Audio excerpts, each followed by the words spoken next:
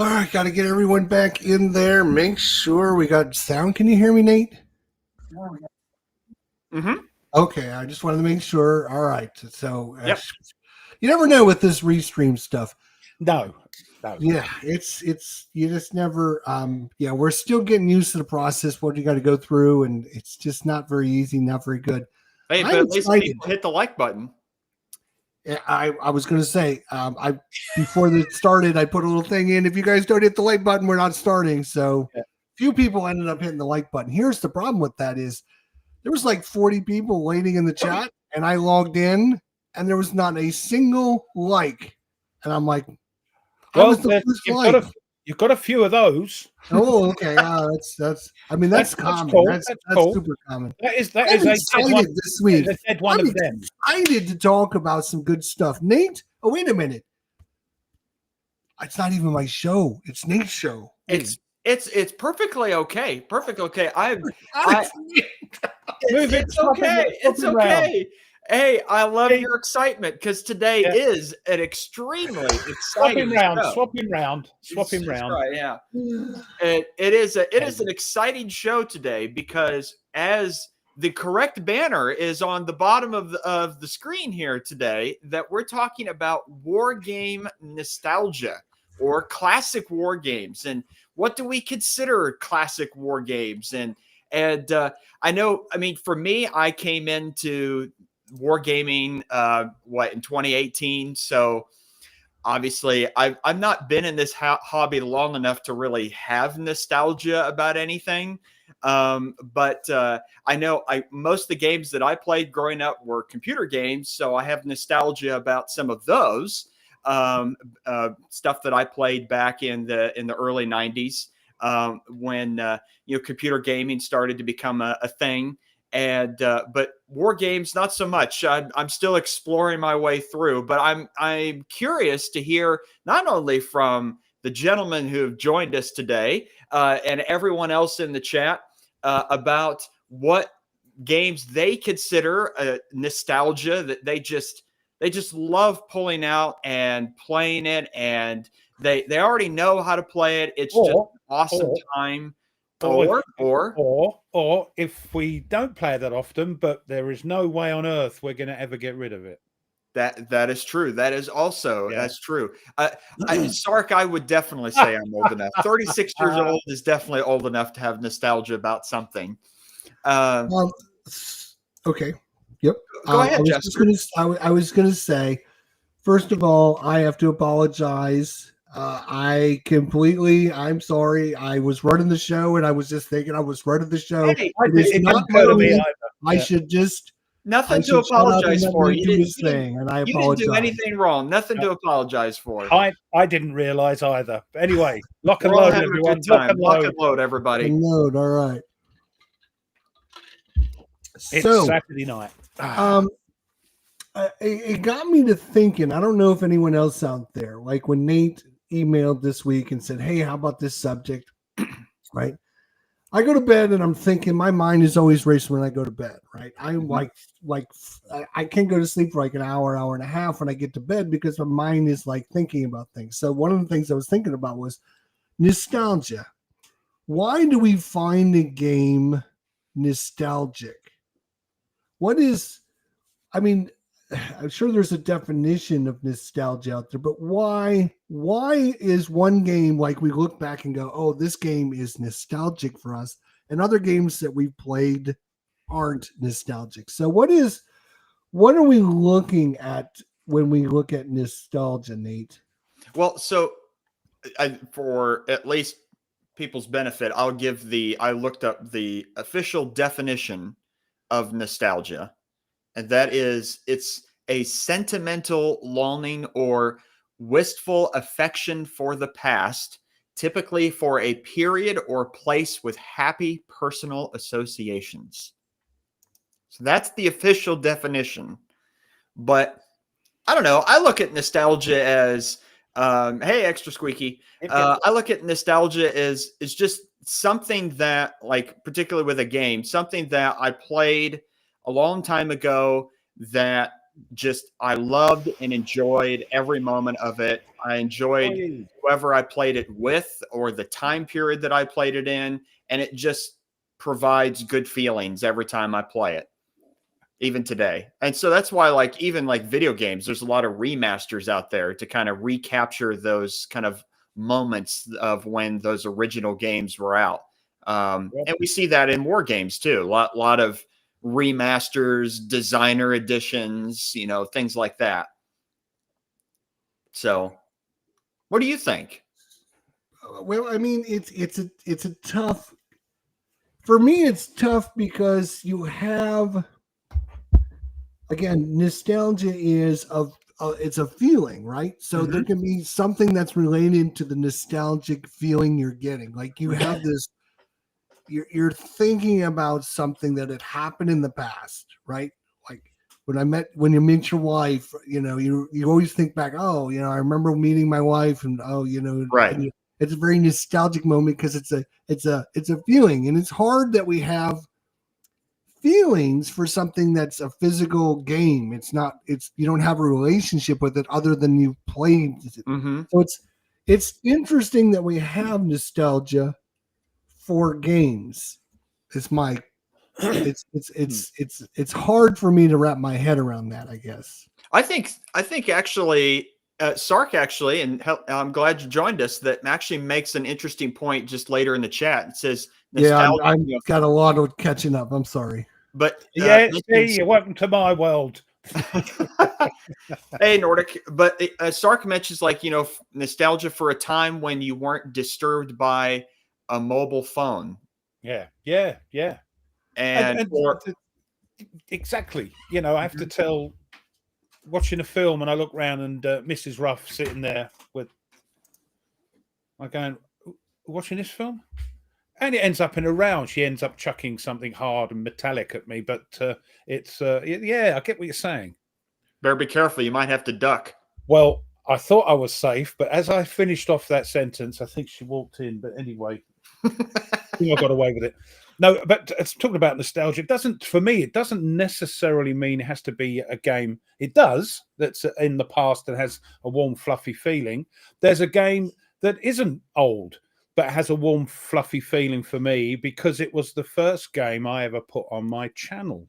And that's Warfighter. That's not an old game. See, that was going to be what I said. Do we have nostalgic for the game, or is it nostalgic because of what it represents to us at that time in our life? Like when I look back at ASL, like ASL is nostalgic for me because it was, I remember the growing pains that I had to go through to learn how to play ASL. Like it was a difficult time in my life, and I remember creating these videos, and it started my YouTube channel. So I have a nostalgic love affair with ASL, not because of ASL, but because it started my YouTube channel and started me to find Ruff and Nate. Yeah.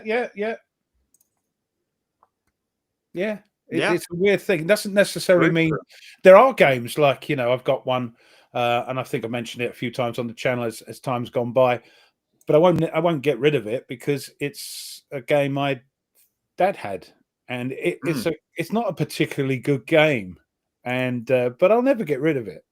Yeah, because of that, Or it's not even his copy. I had to find a copy, So this is also a great comment. Games with great friends bring on nostalgic feelings. I mean, I could still remember games that I played with whole group of friends around the table. We're just having fun, goofing off and playing a game together. And it's still something that we talk about, like, oh, remember that one time when we were all around, and just having fun. So yeah, nostalgia is not just on the stuff itself, the object or, the game itself, but it is also the kind of the time period in life that you're in. Period, what you're experiencing. Mm-hmm. And I also think in my brain that's cycling through all this information is what's going on affects how you feel about a game and stuff. Like if you're going through a divorce, you can play Atlantic Chase, right? And you're going through a divorce, and you would end up hating Atlantic Chase because of outside stuff that's going on. Yeah, association. Exactly. Yeah.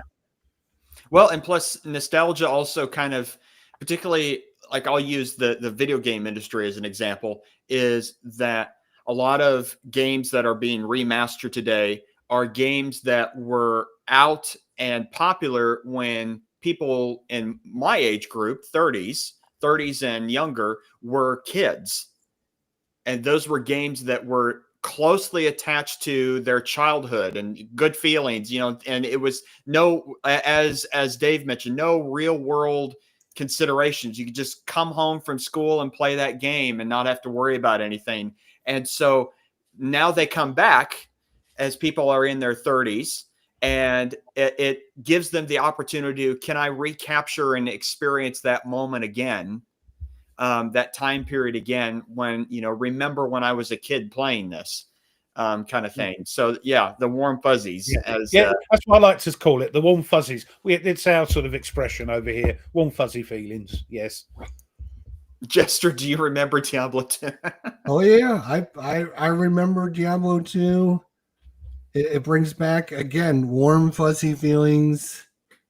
There you go. But it's for me, it's not a nostalgic game because it doesn't represent something that was going on that was like, oh, I have to remember this. And I had a great time playing Diablo 2, but it's not for me nostalgic because of I relate nostalgic with what's going on with your life at that time. Okay.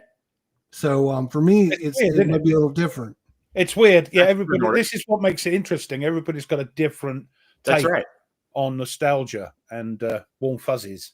This is something too. Yeah. I mean, very much. I could think of. Oh, wait, yeah. Actually, it just happened to me yesterday. I like soundtracks a lot, and I heard a piece of music from an old game that I used to play back in the 90s, and all of a sudden, in my mind, I was transported back 25, 30 years. I was like, I remember that.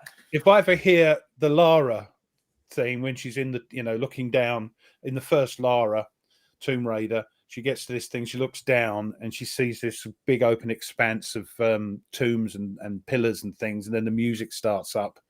I think I heard that a little while back, and it was there, bang, I was back playing the game, And if I played it now, like Diablo 2, you'd probably go, this is a lot of old rubbish, so...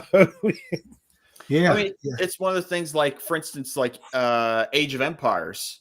I love it. It's massive now again.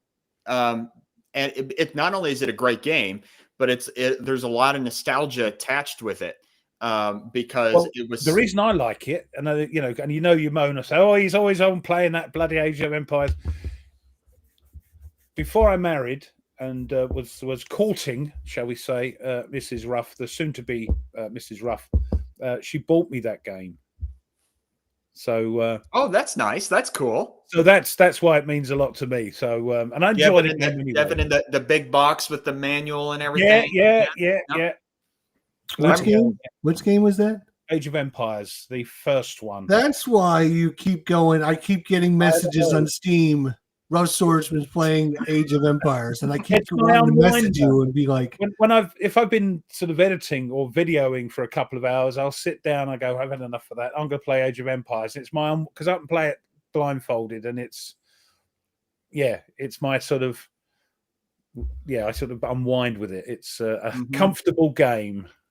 Yeah, it is. Oh, this one absolutely. Yep. I mean, there's a handful of games that I know for me personally was a big part of me wanting to, like, I was always interested in history as a kid, but there were games that helped kind of propel my interest in history and particularly Roman history. So like one of them was like Rome Total War from back in the day, from like what 21 years ago. I was amazed by that. And then there was the History Channel had used the engine to do documentaries with, and it was just incredible. It kind of, I still feel very nostalgic about it because it helped propel my interest in Roman history already. And so I'm curious to talk about what kind of war games people are nostalgic about.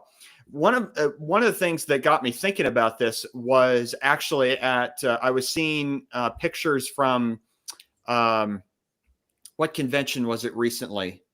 Not WBC. Was it? I think was it Consim World, or I don't remember. It was one of them recently. Anyway, there was a section that was dedicated to SPI games. And there were a ton of people playing SPI games, saw a bunch of cool pictures of these old games. And it got started me thinking, like, what is it about these old games that are still so amazing to people? And why they still come back to them, and why, like, for instance, Decision has continued to reissue some of these old SPI games, and Compass has been doing GDW games, and I mean, even some old GMT games are from way back, when that they're redoing or have redone.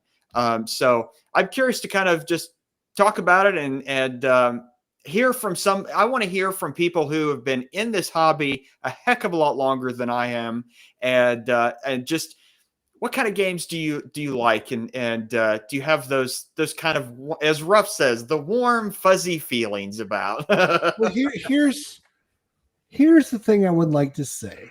Okay, yes, and I hate to keep making everything about Warframe, but I played Warframe. But you do. But I do, right? Okay, but this relates, and it's going to relate well, I think. Like, I played Warframe for 5 or 6 years, and then I took a break for 3 years, right? And then I'm back playing now, right? And when I'm playing now, I look at characters that I had the first time I played as like the original old characters, and all the new characters as like the new, updated, more, kind of brand new stuff, right? So I actually, in Warframe, look at the old characters and go, oh yes, I remember playing this character. He was so much fun. He's great. And I have that nostalgic feeling, and it's only from a couple years ago because I took those 3-year break. It's not like I've been playing all along. So I think nostalgia also goes to how long it's been, how long it's, if you played something last year and you play it again, you might get a nostalgic feeling about it. That's cool. Yes, Historic Wings. Yes, Time Commanders. I loved that show. Where is that? Historic Wings is the last comment up there. So I was thinking of that one, and also the History Channel did one called Decisive Battles, which uses the Rome Total War engine to recreate battles. But Time Commanders was a show where they had a team of ordinary people, and they would give them command of an ancient army, and then they would have 2 generals and 2 lieutenants, and the generals would have to tell the lieutenants, like, command your troops to do this and see if they can do better than real life. It was a fun show to watch. And there would be some historians as well on the show. and they would usually be sitting up in the loft in the wing, watching them, going, "Yeah, they're screwing up. They're doing bad. They don't move them over there." Oh, it's a great show. But That's so funny. Yeah. we kind of delved headlong into this topic, and I love it. We're gonna keep talking about it, but I'm curious to hear, what have both of you been doing this week? Jester, I know you've been playing a lot of Warframe. That's it. Warframe and more Warframe, and that's about it. So okay, Ruff, what have Ruff, what have you been up to?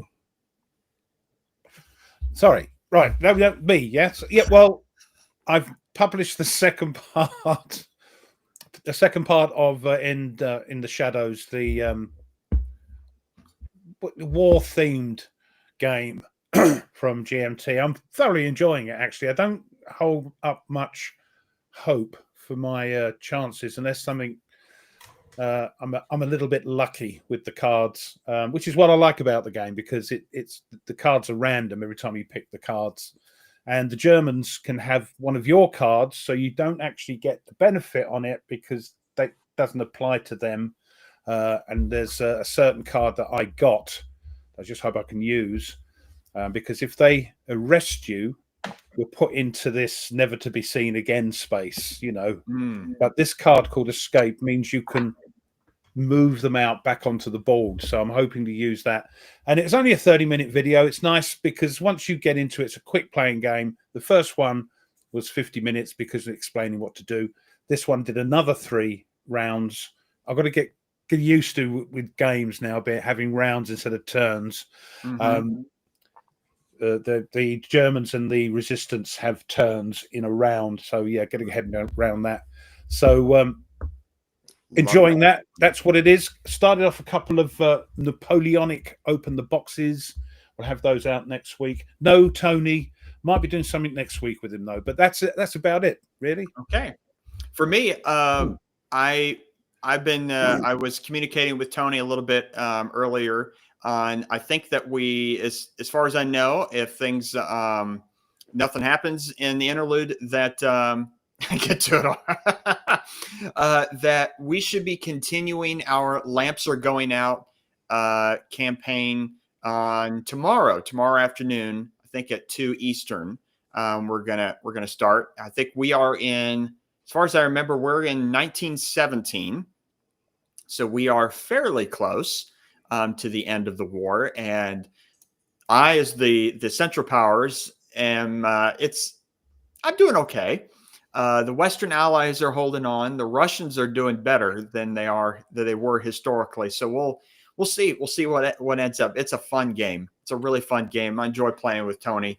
But I have I want to share a game that I'm pretty sure is going to be a game that is going to be in my top 10 games of all time.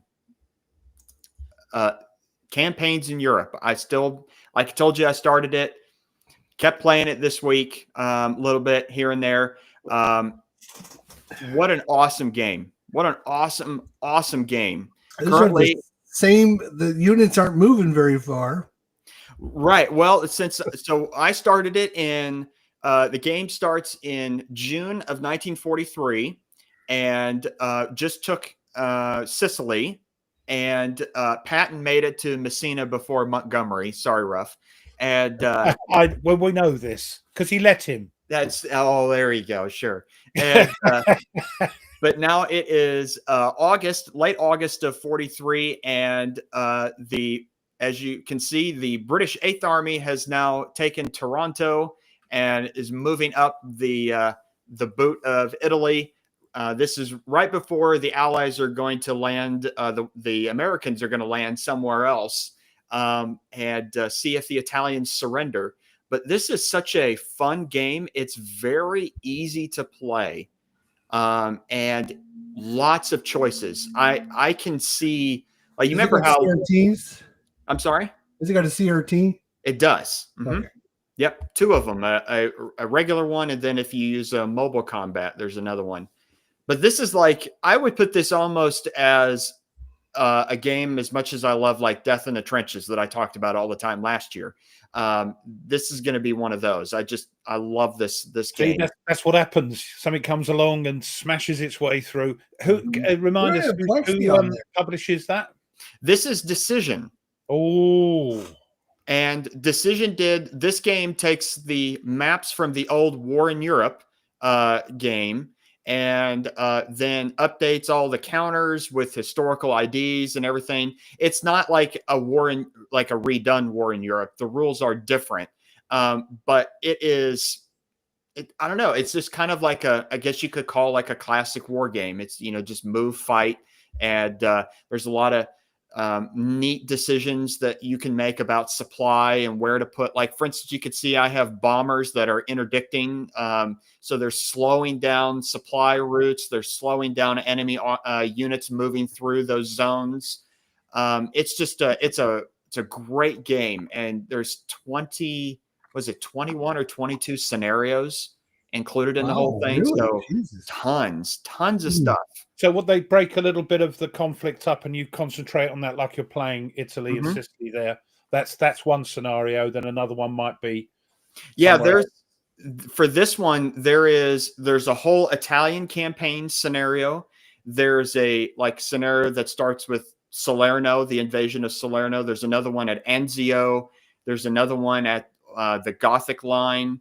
Then there's the whole Western Front. So that's what I'm playing. You get Italy and then eventually D-Day in France. They all connect together. But then there's multiple Western Front scenarios of D-Day and the Battle of the Bulge and the West Wall. And then there's Eastern Front stuff. Barbarossa, each of the army groups is separate scenarios. There's Fall Blau, Case Blue, another scenario. Tons and tons of stuff in it. Just really, really cool. Why hasn't, if it's that good, you're saying, there's not a lot of blurb going on, not a lot of fizz going on in the Ethernet, That's something I don't know. I know. So they originally had done is that this was split up into 4 World at War magazines, campaigns in Europe, Nordic.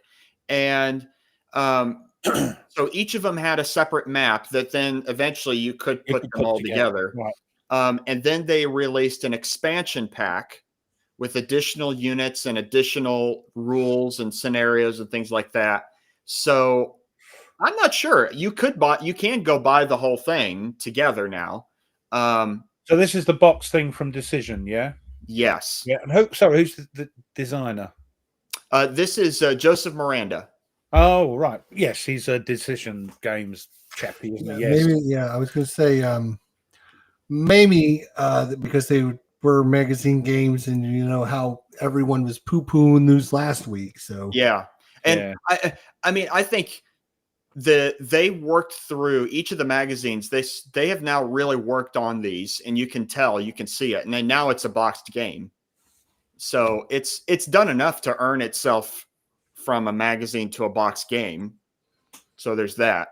But yeah, anyway, it looks good. Yeah, it looks great. It's expensive. It's a little pricey, yeah. Because again, I think Decision Games tend to be, don't they? Because I think they print in your part of the world, don't they? Yeah. RAF was 3 figures. It's a this one's 3 figures. Yeah.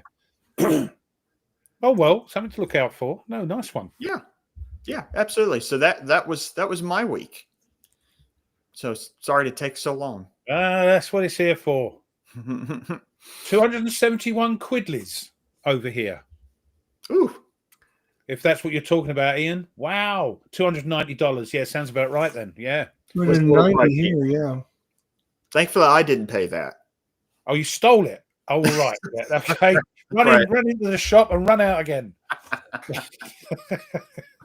No, you got to do what you got to do sometimes, right? Yeah, yeah. More like you cobble together. You get birthday money, you get Christmas money, you get all kinds that's of what Ruff was saying last week. Yeah, I've still got it. Give him his birthday money. I've still got my birthday money waiting for Combat 3. Or sorry, Combat !3. Oh, still not here E4 Airman, I'm a little jealous. I am getting Trench Raid coming in. I want that. That looks like a really cool game. And it's a solo game as well, isn't it? It is. See, Yes, if you want to know why no one's talking about this game, it's because it costs $290. That's why no one's talking about this game. Nobody's got $290. That's answered my question, Jester. Yes, thank you. So what we need to do is we need to start a GoFundMe page for people to buy campaigns in Europe. Yeah, it's funny. Like any title that has campaigns in it is going to automatically be an expensive game. It seems like. I mean, it's this. The cool thing I like about it is, as much as I love like the Dark Valley from GMT, you know, the shit pool game, that's like at the perfect scale for me. It's each hex is 20 miles. So, and all the units are divisions and core levels. So you got operational, but it's big. So you got the whole thing. And it's the same thing with campaigns in Europe, 20-mile hexes, division core size units. There's brigades. There's other unit size units in there too. But not these days. But yeah, just a fun game. But before we go back to nostalgia, though, I do want to make mention that for people to be aware that that I'm very, very, very excited today for the addition of Nate's Notes, because I have some It's going to be a classic today. Yeah. That today is a very, very, very important day, and I am very excited to talk about it. So if you're here, hang on until Nate's Notes, because he wants to usurp me because looks like I'm mentioning it, so he wants to do it first, which is fair enough. Which is a good thing that I'm running the show. Yeah, that's why I said in the green room, I'm like, oh, I'll make sure I choose you to go first. You didn't say, well, it's my show today. That's because I forgot too. I say it didn't ring a bell with me. But anyway, so. Nostalgia. We got a lot to talk about with nostalgia. So what is, if you can like what was your first war game that you played? You can go back to the eons of time. What, to Parchment? No, I'm talking like the pyramids. Like, I'm sure you remember that. The first game, I haven't got it. Now, this is a game I've always wanted to get again because it's such an important game in my life. It's war themed, about a historic part of the war, especially the place it's set in. You can still get hold of this game, but I don't want these revamped. It's a bit like Zombie, the third edition, you know, Herman's game. The Zombie Herman's game, you know, the third edition. We have to wait for Jester to wake up. Yeah. Dawn of the Zeds. That's the one. All the bells and whistles, but something is lost. Yeah. It's the same with this game. I'd like to have the original nice version of it. Maybe one day I'll get it. What I'll do is then I'll share it so you can see it, because I don't have it. Where are we? Share screen. Right. Okay. Hold on. It takes me a little while. Just takes me a little while. Take your time. We're in no rush. There we go. Here it comes. Yep, there it is. Ooh. Oh. Escape from Cold. It's the Parker Brothers edition. So many great memories. That's a cool box cover. Oh, yeah, because it's we're probably demonetized now because of the Swazzle. Thanks, buddy. Thanks. Appreciate that. Because they got rid of that. 3 cents you'll get Yeah, from they got rid of that. You know, it's just like crazy. But anyway, fantastic game. Played it many times. You know, one plays the Germans. You know, you play the prisoners. You know, and there was a thing you could do if you weren't going to win. There was a thing because it had little spaces on it. You know, where you could move your man. And there was one thing called Do or Die. And if you got that card, you could play Do or Die. And you had, I think, 2 or 3 dice rolls to try and get from where you were outside the gate. And if you got there, you escaped and all that. It was, yes, it's a fantastic game. Very high on mine, very much nostalgia. And I probably, if I play it now, if I got a copy and play it, I'd think, oh, a bit of a disappointment, really. Because, you know, I'm 10, 11, 12, whatever, playing this game. And that's very high up on the list. Maybe they say don't meet your heroes, don't they? Maybe don't meet your nostalgic games. Maybe. I mean, the box cover makes me interested in playing it. It's great. It was from the there was a television program called Escape from Colditz, British series, which I think this was the along with the film as well, the black and white film. Yeah, so that's it's great, isn't it, Thomas? Yeah. Maybe best left back in nostalgia land, maybe. Okay. There we go. Jester, let me stop that. There we go. Jester, what was your first war game? And are you nostalgic about it? So would you consider No.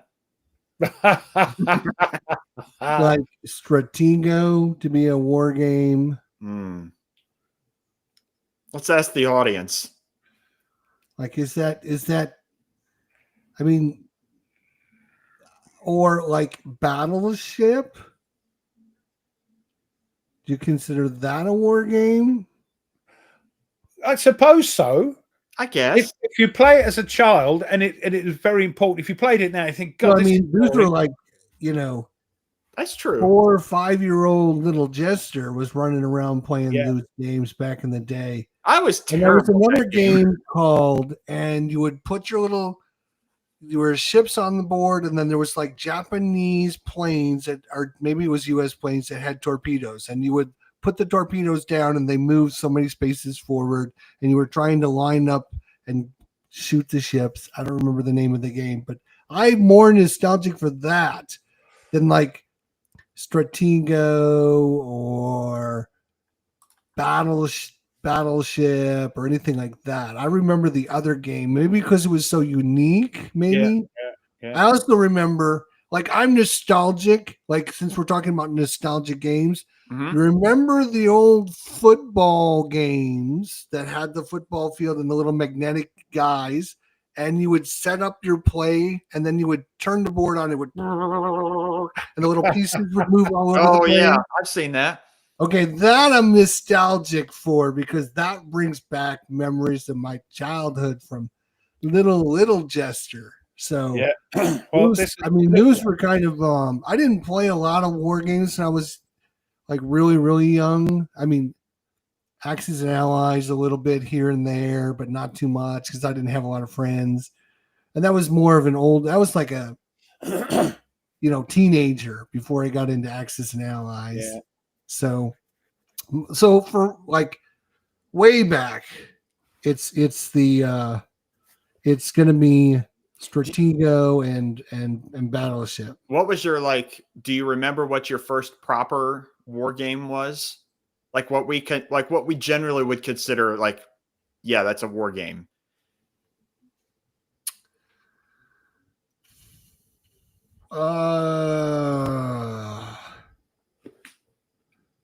Like a general, like a hex encounter war game. Yeah, that or like a CDG or point to point. Yeah, rather than. I mean, we're not taking X's and Allies, right? Or are we taking X's and Allies? Yeah, I guess you could count that. Yeah, even Risk, is a sort of war Risk game. or Axis and Allies were probably the first. Yeah. Okay. And I'm very nostalgic for Risk because we would go to a summer camp every year and they had Risk, and so I remember playing that every year at the camp. So the original Risk, not all these fancy thingy bells and whistles nonsense. Yeah, the original one. Yeah. Football. There you go. With us over here, it was Sabutio. What is that? Football? That's is English. It flat top with the torpedoes. Oh, that's not that's soccer. That's what? Soccer. No. Two people in the world call it soccer. The Australians and you. The rest of us call it football. So, but yeah, there were little figures. They were a little bit like, remember the sort of figures you couldn't push over, like dong dong dong, what they call wibbly wobbly. They were the football teams, and you buy the football teams, and it was a baize pitch, and with a football and a goal, 2 goalies on a stick. You had a goalie on a stick. You had to try and stop, and you'd flick these men and try and kick the ball and there were all the it was just something that kids played. Fantastic. Sabutio still played. Bit of a cult game. Paul mentions his first was Avalon Hills Gettysburg, the 1958 edition. Oh, blimey, right? I've Yes. seen that. No hexes, just squares. Counters were oblongs, not squares. Yep, I've seen that. Yeah. I think Gilbert Collins did a video on that because I think that was his first game. If I'm not look at that electric football game with 12 teams. That's probably worth some money there because those old games now are going for like $500-$600 minimum. Yeah, John mentions Avalon Hills, Stalingrad, or Africa Corps was his first ones. Yeah, I'm still catching up. Sorry. No, it's fine. I was trying to look up that game because now it's driving me crazy. Does anyone remember the name of the game where there was ships on? It was like a U.S. carrier, and then the Japanese player was Japanese, and they would fly the planes around, and then you would drop the torpedoes, and they had little plastic pieces which represented the torpedoes. It was probably, we're talking a game from like early 70s to mid 70s, somewhere in that range. Okay. Yes, John, that's very true. Mum or dad would walk past and crunch. One of your players would get crushed. Yeah.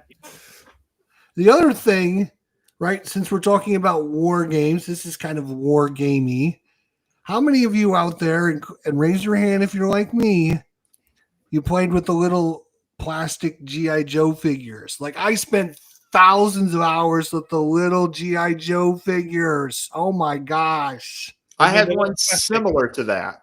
Mine were, I bought a bunch of Civil War dudes, and I would line them up and have little Civil War battles. And I would even go out into the driveway and get the little rocks from the driveway and make little stone walls and everything. We were bonkers when we were kids. There we go. Somebody remembered. It's called Carrier Strike. Look at how cool this game was. It does look cool. They don't make games like this anymore, do they?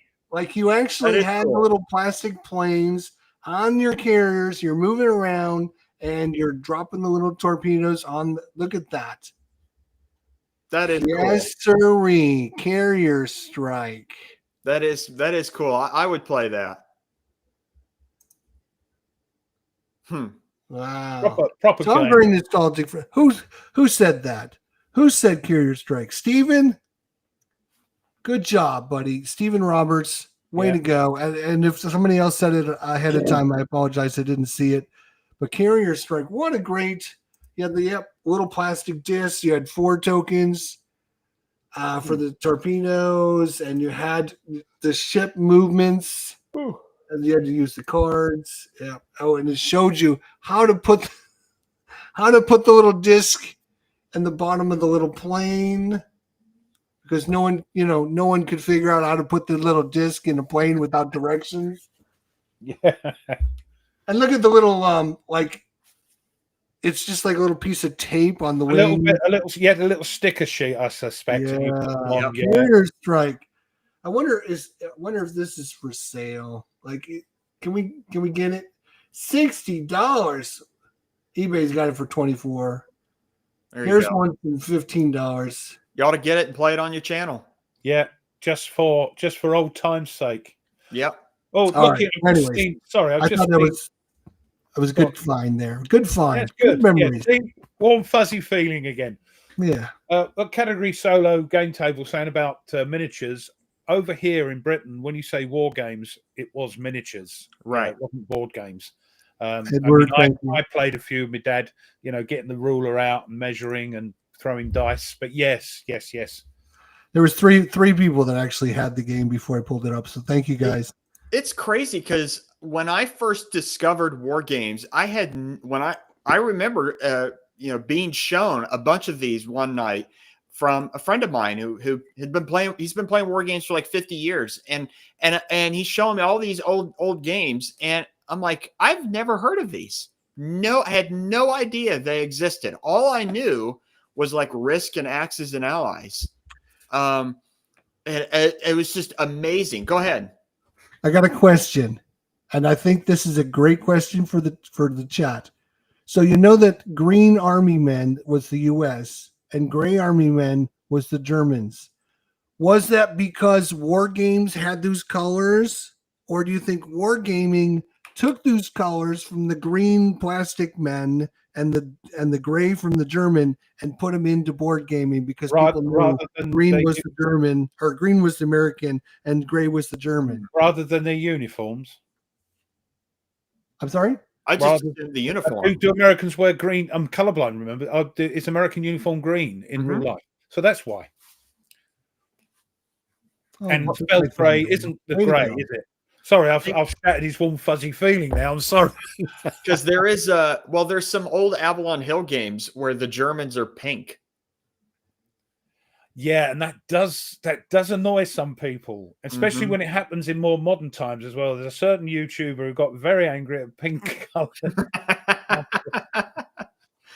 But yeah, I think it was brown for the Brits, wasn't it? So I think originally in World in Flames that the British were blue.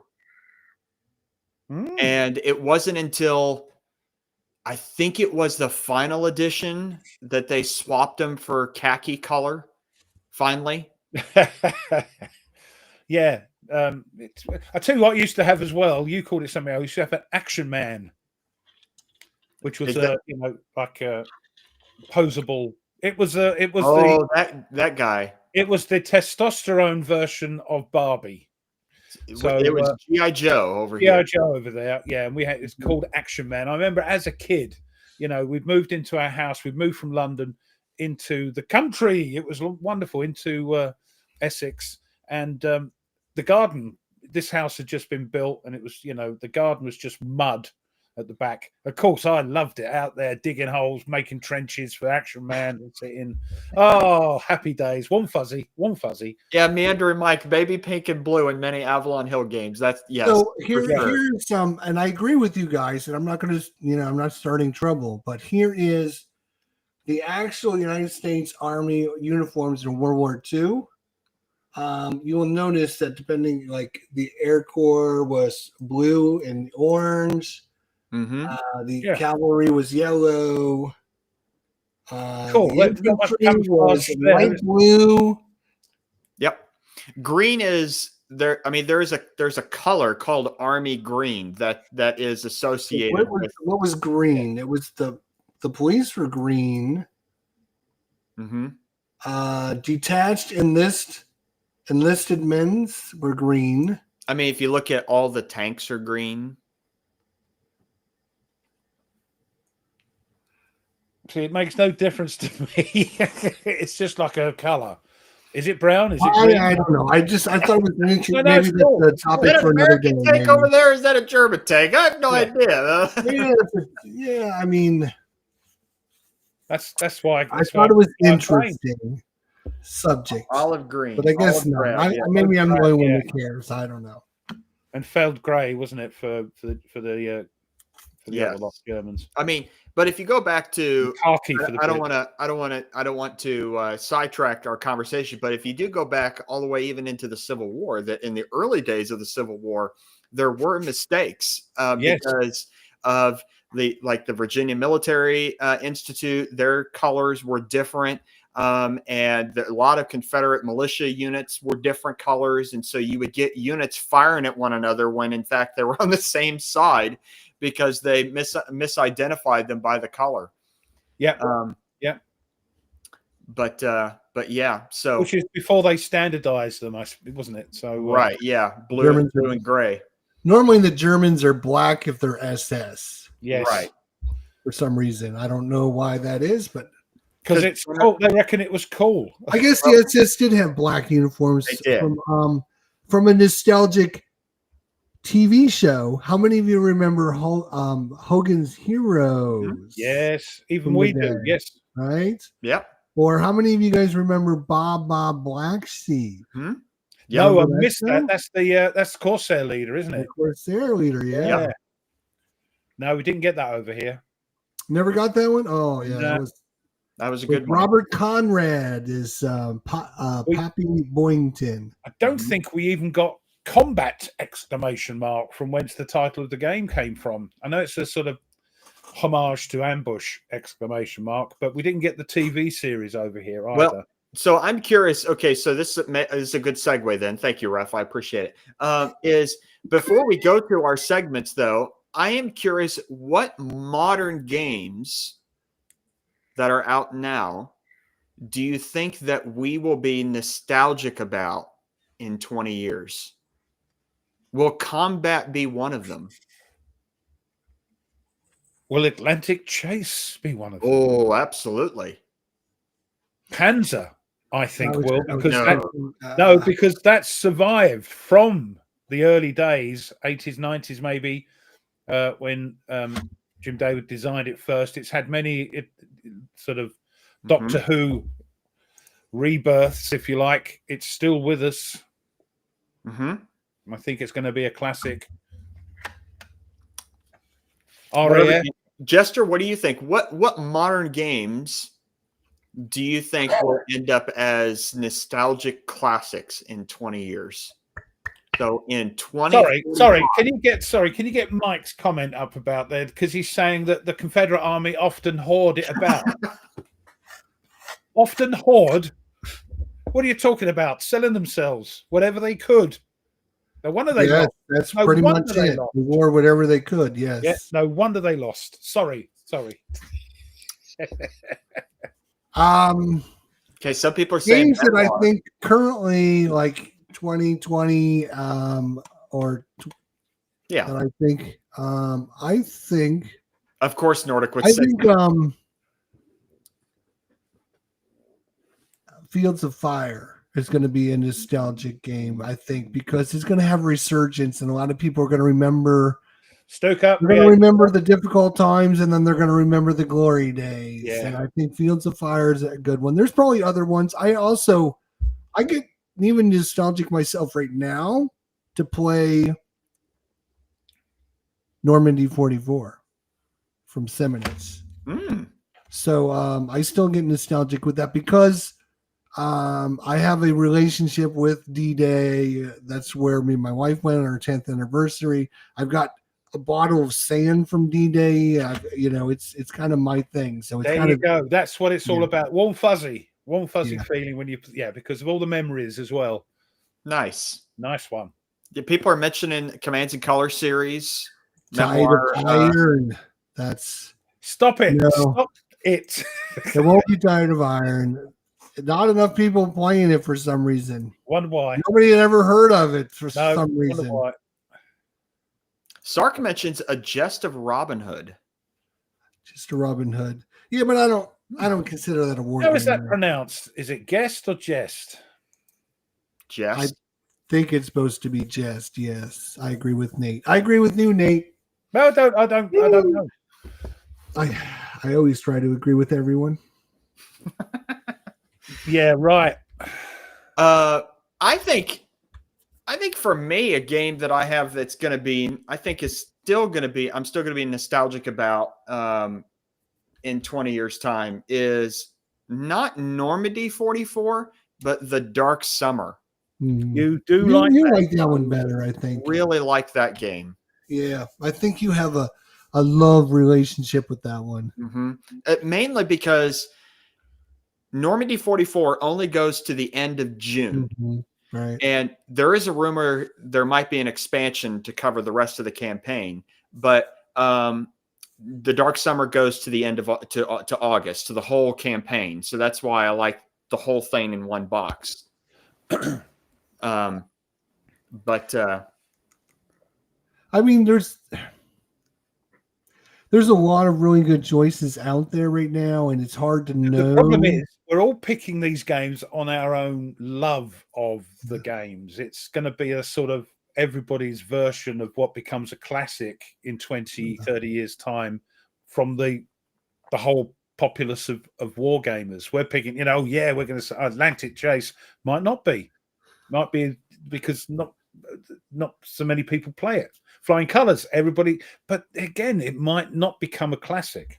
Right. It's interesting because when you're in the moment, you're not quite certain whether or not the excitement over a game is genuine long-term excitement, or is it just one flash of joy in one moment that is then gone because something else comes out or whatever. something Or else, like but then Squirrel. some people, Over here. yes, me. But then some people say, no, I love it. I play it all the time. You know, it's not saying anybody's wrong. Eric Yeah, San GBOH, yeah. Tim, it is an excellent point. We do have to. This would be a topic for a later discussion. Is what kind of things would we say would qualify something as a classic? So that's Whereas why today we're just looking at warm fuzzy feelings. Yeah, that's why. Like I use the word nostalgia for the topic, because that gives more. It's more of a subjective thing as opposed to what do we consider classic. That can be more objective. Yeah, I mean, Christopher, I will say this, like, he came to all the live streams that we did, and like he's really into Wolfpack, and so this for him, this might be his game. Like, he's going to look back in 20 or 25 years and be very nostalgic about. He's going to remember watching, the live streams and playing it, and being invited to the live stream he didn't show up for. Yeah, he's gonna remember us playing his game. That's what he's gonna do. Stuka Joe makes a point. A good indicator of where games and why they're, the long-term success of a game is in war game conventions. I think that's why I see a lot of, Here I Stand and all that. The other one, Good Queen Bess, whatever it's called, the one before or after. Lots of people play it. Okay, it's a game that needs 4 or 5 people, and you can maybe only do that at a convention. But because of that, it's going to keep a longevity, I think. Yep. And there's this will be on the list later on, because when we go through nostalgic games, I have several games on my list. I know I'm sure both of you do have. There's one game in particular that GMT is redoing that I know people are very nostalgic about and they're excited about. In fact, I think, let me double check. I'm going to go look on GMT. Watch the time, Mr. Nate. Oh, I am very closely. Walkie-talkies.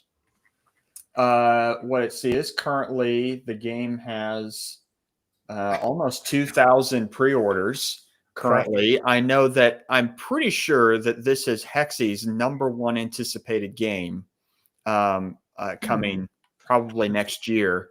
3 Dog, the 3 Days of Gettysburg, the GB ACW system.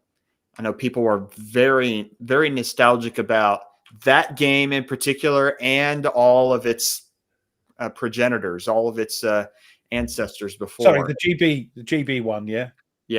See, I've ordered it not because of any nostalgia, because I didn't play it, didn't know about it, but because it's getting this buzz and you've got to have it, and it is the one set I'm collecting. So it's my one rabbit hole for American Civil War stuff. Collecting, but not playing. No. So that was, as soon as I said it, I thought, damn, they're not gonna let me forget it. It's the American Civil War system that I'm going to back, if you like. All right. I think it's time for everyone to leave the show so we can go get something to drink, because Nate's going to do his Nate's Notes now. That's right. This is an important one. Like Nate and go and get something to drink while, we're doing our important segments. Yeah. Well, right. If you're over here and you go to the cinemas, or you've been to the cinemas anytime, it's the Pearl and Dean time. That's right. So today in British history, we have... I can't help it. So I have... Pub's older than you guys, or your country. Yeah, I can't help it. I have no words. No. Just get on with it. Said with love, doesn't mean... Yeah. So anyway, for Nate's Notes today, I have 2 books and 2 games to talk about connected with them, and a documentary to share. Ooh, so I got quite a bit today. It's a special one. See, because today it's It's the month. E4N has got his pen and paper ready to make All notes. right. Well, you cost him a fortune, you do. All right. You cost him a fortune, you do. So it is. It might as well. That's true. I appreciate Historic Wings. Lock and load, everybody. Yeah, Of lock course. and load.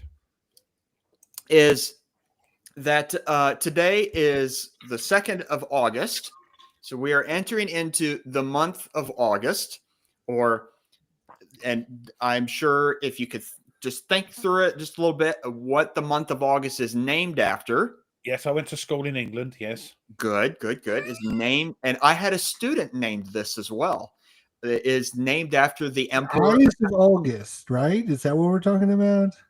The month of August. Yeah, but isn't there something called like the Eyes of August or something? No, like that's that? the March. The Ides of March. I mean, Oh. every month has the Ides. It's the There's something 15th. like, what is it? I know you're trying to get somewhere, but okay, go ahead. It's Yeah, named after a particular chap in Roman history. Correct. And Nordic's got it. The month of August is named after the Emperor Augustus, the first emperor of the Roman Empire. And it's the reason that it's named that is named after him because he was born in August. And so it was the Roman calendar was then changed. And the month before was named after Julius Caesar. Correct. Julius. So for Augustus, if you're looking for a great book on Augustus, on Octavian, yes, Octavian Caesar. Okay. Yep. It is also the Guns of August. It's true. World War I I. knew there was something with August in there. That is true. The Sorry. beginning of World War I. That is true.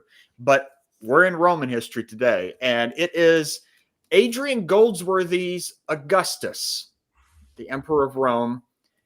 Adrian Goldsworthy is one of the best Roman historians out there, and this is one of the best biographies on Augustus. He did another biography on Caesar, which was also equally amazing, if not more.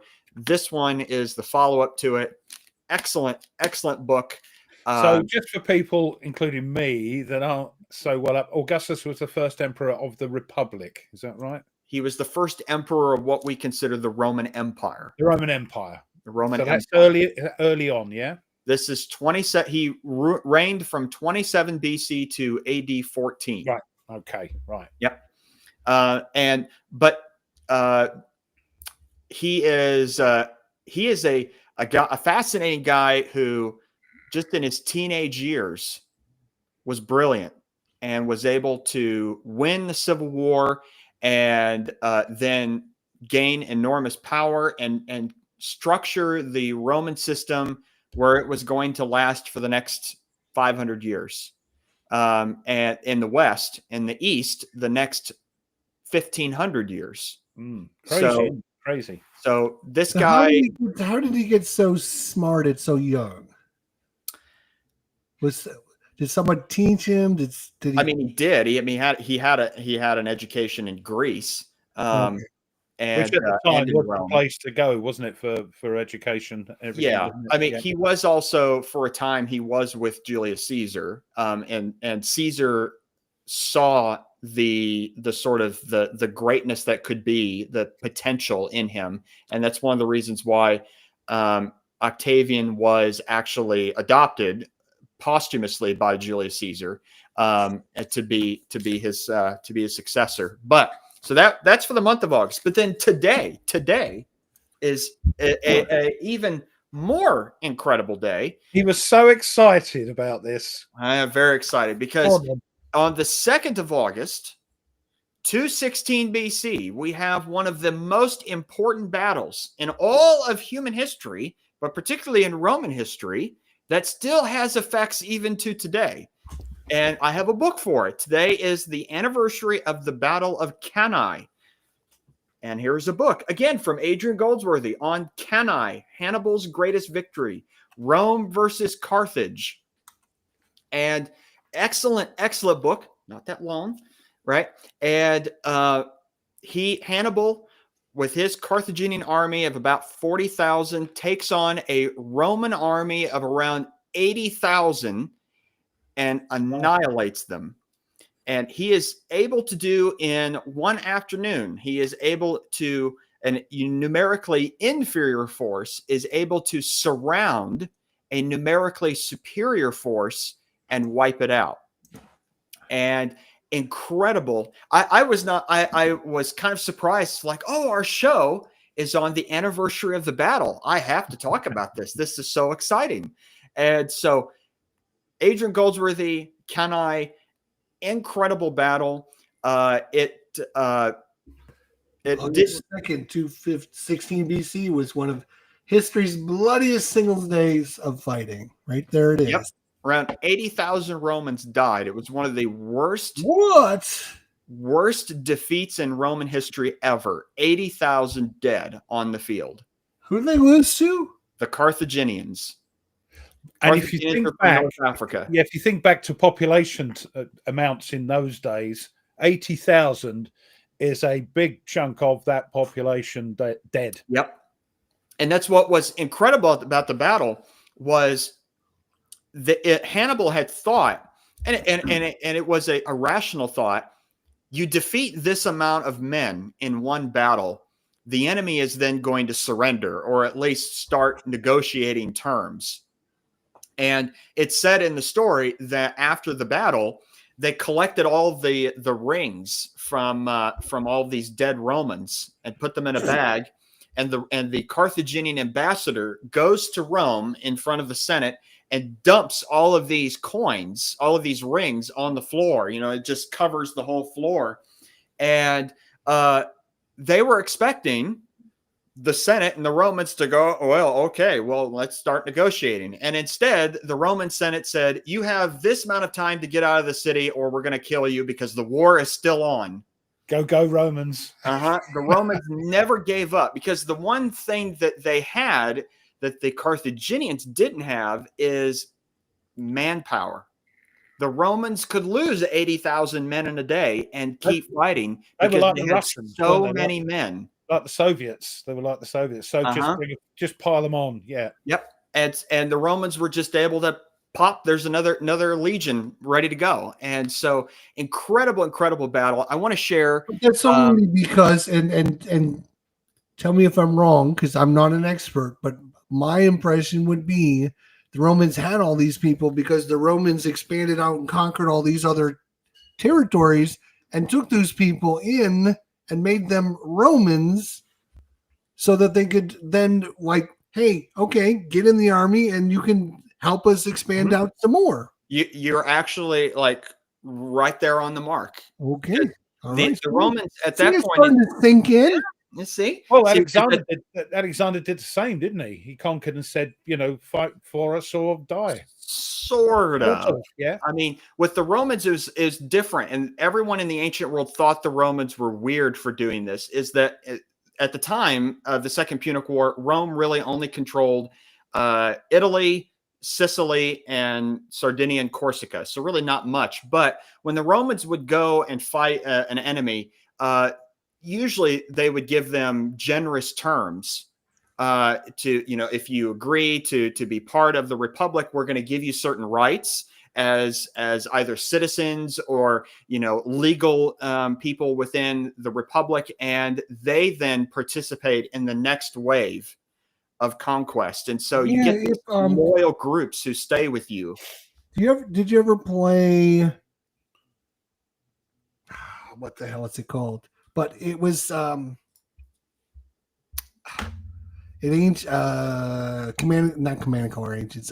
It's a computer game, the Ancients computer game, and it was always like you're trying to take over enemy's territory, and then it was always better to, instead of destroy it, it was better to like vassalize it and say, okay, you can become part of us, or I can kill you. And they'll always be like, okay, then we'll just become part of you. And then all of a sudden you're building a new town and you got all the new resources that you get from that country. Yep, I'm sure I played it. I'm sure you probably haven't. I just can't think of the.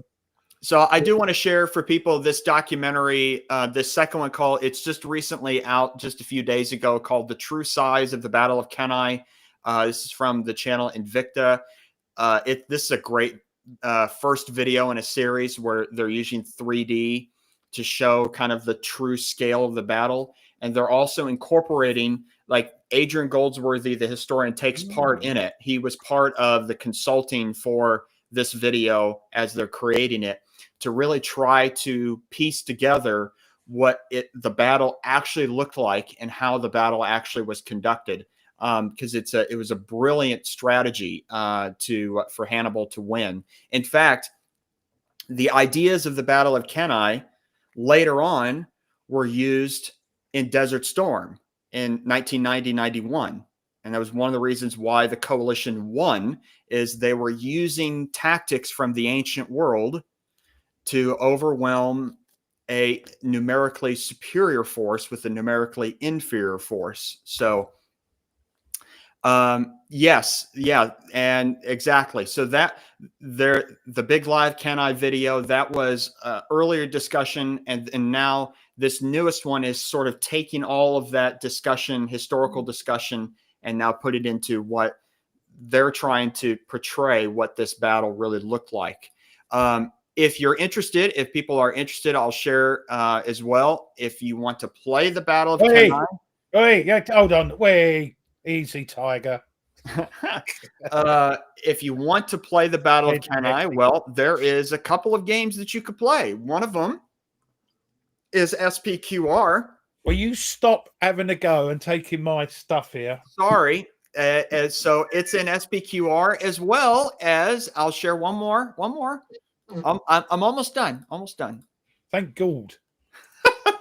Norris Jester is excited about me being over. It's in Thunderbolt. It's more of the operational level. I was going to say that's will take place in here. Different level, yeah. It is a different level. This covers the whole Second Punic War, but this can happen in this game as well. So, yeah, the Battle of Kenai. That's Nate's notes today. I told you I had a lot. I was excited about a battle. You know, it's it was an important, as you say, an important battle, especially when they thought. And it was so. Just a 10-second overview, Nate. Why was this battle so important? Sure. So the reason this battle was important is it showed that a numerically inferior force, so less men, could not only destroy, but it could surround and destroy a numerically superior force. It was the single worst loss of life of the Roman Republic, of the Roman state, for centuries. As far as I know, understand the consequences. What I'm looking for is, historically, why was this? What were they fighting over? What was the importance of the battle? I mean, like, if the Romans win, what do they win? What are they getting? So this battle takes place in what's known as the Second Punic War between Rome and Carthage. They're battling over more or less supremacy of the Western Mediterranean area. The war had started because the Romans had allies in Spain where the Carthaginians were encroaching on them. And Hannibal had decided, he actually had an agreement with his dad when he was a kid that he would never be a friend to the Romans. And he decided that he would take his army that was in Spain and that he would fight the Romans, declare war on the Romans, and then he would fight the Romans in their own territory in Italy to wipe them out. And he marched his army up through Spain, through Gaul, crossed the Alps during winter, which was an amazing feat with the elephants. Okay. Destroyed, and Kenai's one of them, destroyed 3 Roman armies in 3 major battles, was never defeated on the field, but yet he could still not defeat the Romans. And so that battle is important because it showed that the Romans just never give up.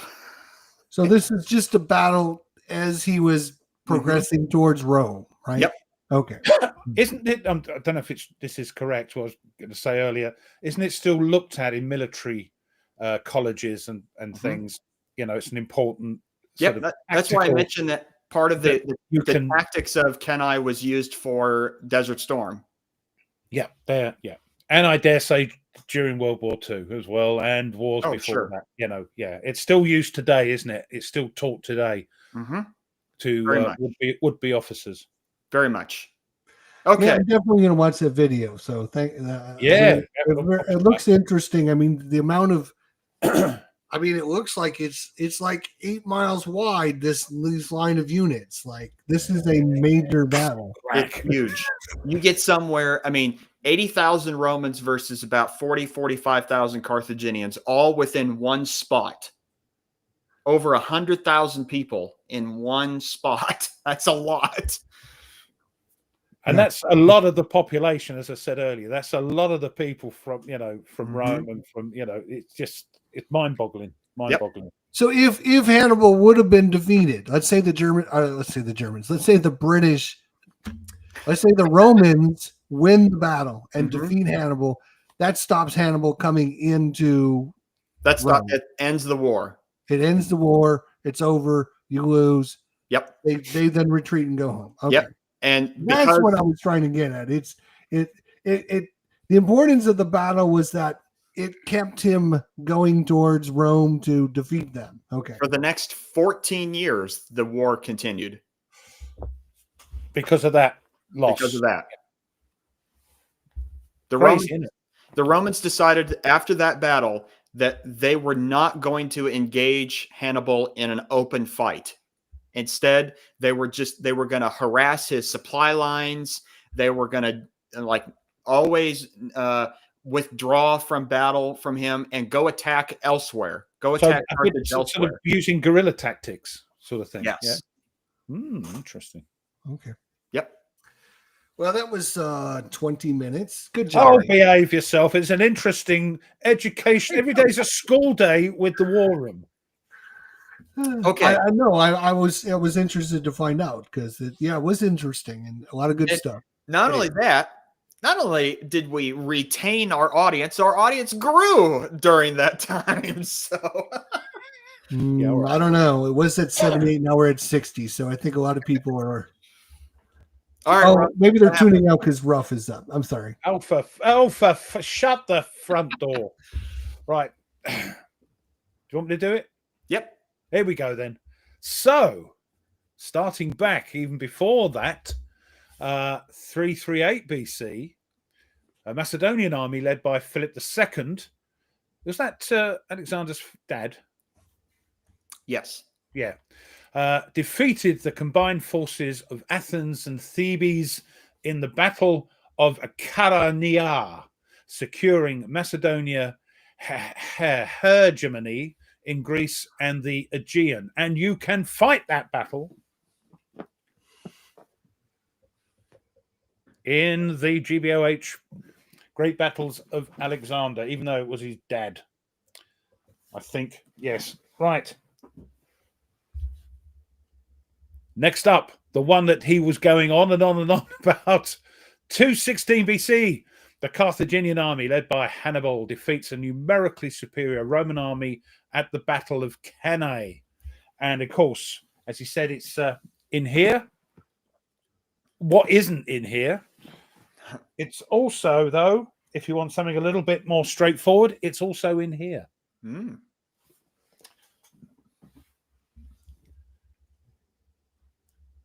And then 49 BC, Caesar, who marched to Spain earlier in the year, leaving Marcus Antonius in charge of Italy, defeats Pompey's general Africanus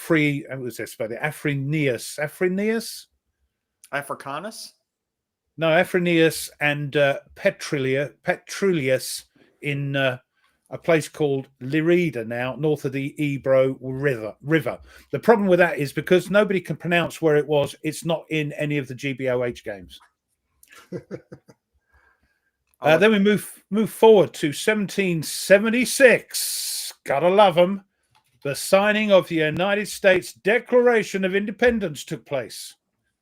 On the 4th of July earlier that year, the 13 American colonies, then at war with Great Britain, regarded themselves as independent states and no longer part of the British Empire. So it became official today. 1798, French Revolutionary Wars. The Battle of the Nile concludes in a British victory. And if you want to play that game, you can with Bonaparte's Eastern Empire. It's also in flying colors.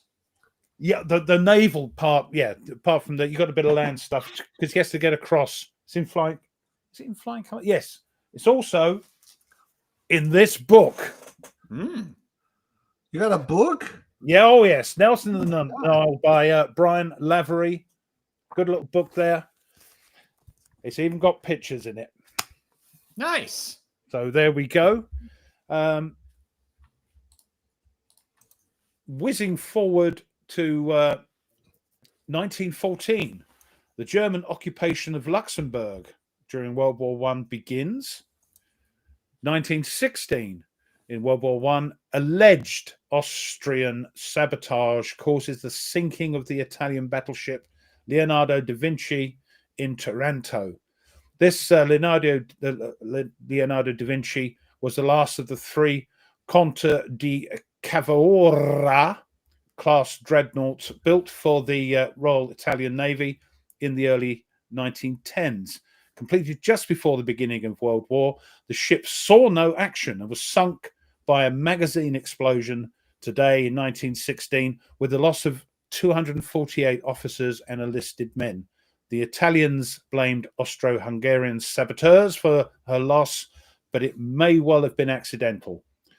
Leonardo da Vinci was refloated in 1919 and plans were made to repair her, but budgetary constraints did not permit this, and her hulk was sold for scrap in 1923. Always a bit sad. Reichskanzler Adolf Hitler became Führer of Germany following the death of President Paul von Hindenburg. And 1940. So he says Titler, yet he shows us a game that has the. I know. I'm not going to black it out. Good job. Good job. It's a picture. We might get through the old algorithms, but when you say the word Hitler, oh, damn it. Anyway, 1940. As one of the components of Operation Hurry, the first of many operations in which the Royal Air Force fighters fly off Allied aircraft carriers for service at Malta, 12 Fairy Swordfish from the British aircraft carrier HMS Ark Royal make their first night raid on Italian soil in the early morning hours, attacking Cagliari in southern Sardinia. They inflict heavy damage on the airfield and on Italian seaplanes anchored in the harbour and drop naval mines into the harbour. 2 swordfish are lost. Now, let's get this up. Let's get this up. Where are we? Oh, we've got pictures. Oh, we've got a picture of the lovely. Lean in. Oh no, it's nice. Get your magnifying glasses, boys and girls. Look at the beauty of that. This is a biplane that was used a lot in the Second World War. I'll keep it up for a minute because after that happened, it was a bit of a sort of thing to keep them occupied. After that, 9 accompanying Blackburn skewers, and skewers were the carrier-based dive bombers, probably the main forgotten aircraft of the Royal Naval Fleet Air Arm, and their only dive bomber until the Barracuda. And these look like this. Hold on, let's get them up. There we go. That's the skewer, which is a seabird, by the way, in case you don't know. Where are we? Shoot down an Italian Cant Z501. This diversionary attack is good enough to cover the earlier HMS Argus, which flies off 12 RAF Hawker Hurricanes to Malta from a point south of Sardinia later in the day. So this Operation Hurry was all to do with, to do with getting these Spitfire Hurricanes onto Malta. So there we are. That's that. World War II, 43. the Malta torpedo boat PT-109, you guys should know this from across the pond, is rammed by the Japanese destroyer Amagiri and sinks. And I'll call it what you say. Lieutenant John F. Kennedy, future U.S. president, saves all but 2 of his crew. In 1945, a U.S. Navy PV-1 Ventura patrol plane, have I got that? I don't know. Oh, no, that's the other one. No, I haven't got the Ventura patrol plane. It's a big old plane, discovers survivors of the heavy cruiser USS Indianapolis, the first indication that Indianapolis is even missing 84 hours after she had been sunk by the Japanese submarine I-58 in the Philippine Sea. A large air-sea rescue operation lasts until August 8th, but saves only 316 of a crew of 1,199. Terrible. And nothing to do with war, but it just shows off the eccentricity of the British. 2014, 49-year-old Stuart Cattell completed his challenge to push a Brussels sprout up Snowdon using his nose. It took him 3 days and raised more than £6,000 for Macmillan cancer support. God bless the British. Okay. There we go. Oh boy! Wow. I know. That's why we're British. We do daft things like that. All right, Jester. Well, I think All right. this helps segue into the topic. Yes. So what we decided to do is I do Jester's Gems, and I thought this would be a great week since we're talking about nostalgic games, classic games, for all 3 of us to give you guys a chance to think of and talk about our nostalgic game. So I'll start it off, and then we'll just go whoever wants to go next. My nostalgic game is from let's see if you can guess what it is before I show it to you. Okay. It's from 1983. It's a very popular squad level game of World War II tactics and engagements straight out of Hollywood. That's your Squads of Iron. no. Sorry.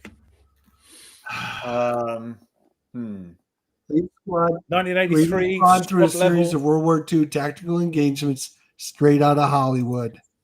Ambush. It is Ambush. Very good. Yes, sirree. 1983. Brings back good memories. I don't even know what happened to my copy of this. I've had it maybe 2 or 3 copies of this at some point in my life, but it brings back. I've got it. Yeah, you probably got my copy. Isn't there like a gazillion expansions too? Just 3, I think, isn't there? And I think 1's a 2-player expansion. Could be wrong. I think 2 or 3. Yes. Very fun, interesting game, and obviously tons of replayability. Hey, nerd. A lot of really cool things. Hey, there's Nerd. Hey. What's going on, buddy? Nerdy. I tell you who's playing this at the moment. Aaron plays, if you want to go over, and also Dad versus Son is recently done some ambush stuff. Yeah, that game creates like such an interesting narrative, doesn't it? Well, it's where evidently combat evolved. It's a homage to this, but the difference between this and combat is it's the replayability is much higher in combat, because this uses a book of things, and when you land on random that hex, results, you're going to roll dice and then you're going to look and say, oh, okay, well, that's I rolled a 6, and then you're going to go and look at section 6, and it might say go to section 218, and you're going to read section 218. But every time you land on that hex, that thing's going to happen rather than something different. Might be a slight variation, but mainly it's still a great game. Still, Mr. B, Mr. Butterworth, and who was the other chap? There's two of them, wasn't there? I think Eric Lee. Yeah. Eric Lee Smith. Yes. So, Well done. Yeah. so that's mine. Very cool. So if you guys want to choose one of your games to talk about, I can bring it up on the screen or whatever. Yep. So, or if you got yours, I can just share your screen. This one is I have seen over and over. Oh wait, before we pull it up, let's give us the details. What year are we talking about? So this is 1976. 1976, and then there's like a little thing underneath the name. What does it say? It says Untried Units Wargame Simulation of the German Campaign at Smolensk, July 1941. So it's obviously World War II Smolensk game. Yep, Russian Eastern Front. It's I have seen numerous people say how much they would love to see a reprint of this one because it's nostalgic. Sorry, what year was it? 1976. Oh, blimey! Is that going both to Avalon be... Hill and SPI versions of it, and we have a winner. Yes, Pans. Mike, you can't get anything by him, man. He's got everything. He's got every game ever published. Go ahead and pull it up, Jester. We'll show everybody. Okay, yes, sir. I didn't know if you had it. No, it's okay. Panzer GRUPPE in 1976. Here we go. All righty. There it is. Yeah, the one. It's that 3 arrow thing that you always remember. Yes. Red arrows. I will say, like, I like the cover. I really do like the cover. It looks good. Look at the color. I mean, it's people go, "Oh, look at the maps." Maybe it's me age. I don't know. It's a good looking cover. It is. It's a nostalgic cover. Like it reminds me back of the 70s and 80s time art. Mm-hmm. You know, the art from 70s and the 80s. Yep. But I think, I don't know who owns the rights to it, but I have seen so many people ask for a redone version. Red counters. Are those the Soviets? Those are the Soviets. Yeah, red with black on. And no. These are some bright colors there. Woo. It's an S&T decision. It is. So maybe. I don't know it. I don't know who. It was sold to. Well, I believe my understanding is so there's an SPI version, but then it went to Avalon Hill, and currently Hasbro Interactive owns the Avalon Hill brand. So it might be buried somewhere in the Avalon Hill legal thing. You know, trying to get it out, it would be a lot. Very simple looking counters. Look, what's that? The movement and look at Ease is saying this was his first love. Oh, who's that? Oh, yeah, hello, mate. Yeah, but he likes the SPI cover. That's the only one I remember, but I think Eve is much older than me. So. I'm joking. Okay, there's the cover on the old version. Yeah, that one looks interesting. Yes, Nordic. Yes, there it is. There's the game. Yep. Classic looking game there. Oh, there's your CRT tables. Attacker retreats. I still see it played at conventions even today. So are you thinking of getting a copy of an old copy? I mean, yeah, I hadn't thought about it, to be honest. I might, because I thought these were the sort of games that we never give away, or they've got a warm, fluffy feeling. Or I'd like to. It's only $30. Good Lord, that's a great price. Mm-hmm. Yeah, absolutely. Well, Ruff, what's your nostalgic game? Your gem. Well, again, one game I'm never going to get rid of, and I know variations of this game have been published designed by Mr. Greg Smith. This is from, I think, 1987. Yes. a solo game that in the day cost $19.99. I can't say too much more because that would give it away, but it is a solo game. It's got the man whose name is the title. It's, Giving it away there. It's the The name Pacific who- one you show us every other day, no? No, it's No, Patton's no. Best. Oh, Yes. Okay, let me bring it up. Let me bring I'm it never up. going to give this away. I know Greg Smith has sort of American done Tank Ace is based off that. Yeah.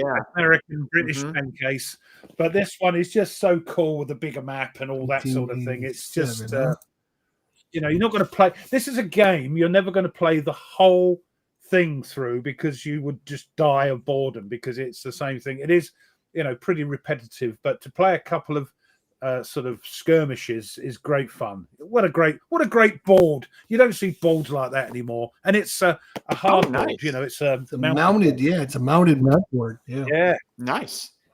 And look at somebody's gone through and wrote everything down here. Yeah. Oh, look, They use miniature. somebody made some Oh, 3D they got models. Look at these are- that. Nice. Those models do not No. come with it. I don't know what that is, but anyway, That's a that's scenario, one I bet. that Yep. you're never going to play the whole way through because it goes on and on and on and on. But it's great. It's a great game, and for its time was brilliant. Neat. Very neat. Oh, look at that. That almost reminds me, you know what that reminds me of? Tank Duel. Like the Tank Duel board. Yeah. You have to put the people on, where they're, the driver and the gunner and the guy in charge, and they can get killed. And and it's weird because when you turn the tank turns, the ball doesn't turn. You have to sort of imagine that when you turn the counter, it's because you've turned. It's weird. Yeah. No, the counter doesn't. The counter never turns. Your tank never turns. The things around the outside, the enemies, all rotate, move round. Yeah, they move round. Yes, it's quite a good system. Yeah, that's Well, cool. I think these are all new additions. These are like fan things. Well, I will show. Getting more into our topic, another game that I have heard numerous people say how much they love this game and how much they fondly remember. And it was actually mentioned in the chat just now by our good buddy Exy. Terrible Swift Sword. Ooh, What the original one? 1976. Yep. Now this is the TSR cover on it, but this is the original cover. Oh, that's the SPI the one, SPI isn't it? cover. They did have that sort of bland look, and you knew it was an SPI Yes, game. yeah.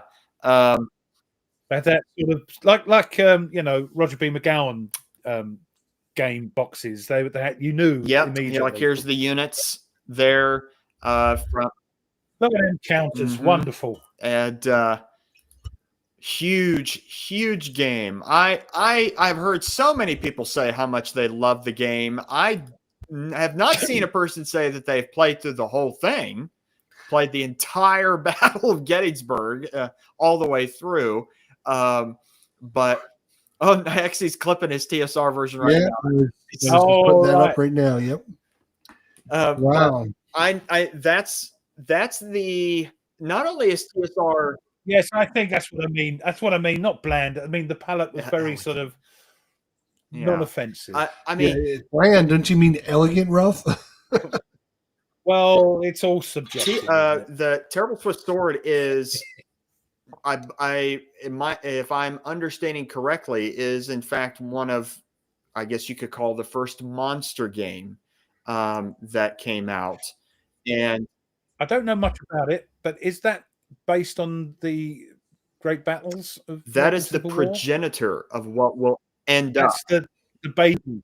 That's the baby that will end up being GBACW, and now Three Dog is so. Yep. So that's one. Who's next? Who wants to share another nostalgic game that you've either heard from people or you have one yourself? I have one. Okay.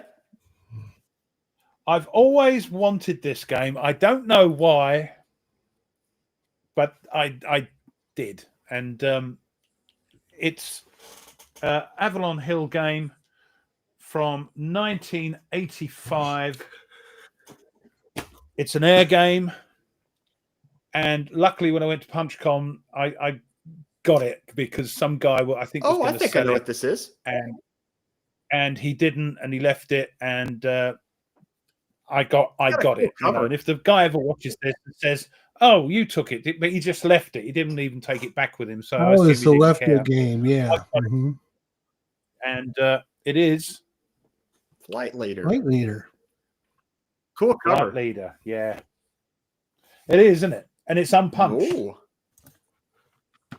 And it's mounted maps. Not much on the map because you're flying all over it, but yeah, it's very easy to solitaire. It's medium-y complexity. I don't think it goes for much. You can pick up a copy. $20 to $40. Yeah. It's So I've always wanted one, and I'll probably hate it when I play it. But I've mounted map boards too. Again, yeah, mounted map board as well. Yeah, as in the day they were, So yeah, pleased I got it. I just to have it. There's your cloud card to represent. Yeah, you have to cut them out. You see, so you said the clouds. Yeah, you have to put the clouds. It's so wow. 80s, isn't it? So 80s. Huh. All right. Well, since I got my page open, I'll just go next. Okay. It's already been mentioned by right. several people in the chat, but it's a classic World War II Pacific theater game. Very, very popular. It is, of course. Oh, now I got to go back because you've messed me up. There it is. Flat Top, 1977. I was so much in love with this game that I picked it up, right? And I refused to ever open the box. I got it secondhand. I think I got it on Amazon or eBay, whatever. And I was like, I'm never going to open this box. We'd always play with my buddies, nothing. And when I was getting ready to sell my games and move down to Florida, I just happened to say, you know what? I'm going to open the box just so I can smell it. I opened the box, and guess what? There was no counters in the box. Oh, wow. What? So I bought it on Amazon or eBay or whatever it was and never opened it at the time. And I was going to keep it as like a pristine copy. I'll sell this game in like 30 years. It'll be worth $1,000. And I'll buy my Maserati. Yeah, I'll buy my Ferrari. And I opened the box and there was no counters in the box at all. No counters. I was so crushed. Wow. So this game, while it's nostalgic, it's got painful memories too. It's supposed to be I think this is a classic. People still play it. So unfortunately, it's a double blind game. So you have a ref, I think, and two players. Right. And so of course, I'm never probably ever going to play it unless somebody go to a convention and somebody says, "Yeah, come on, play this."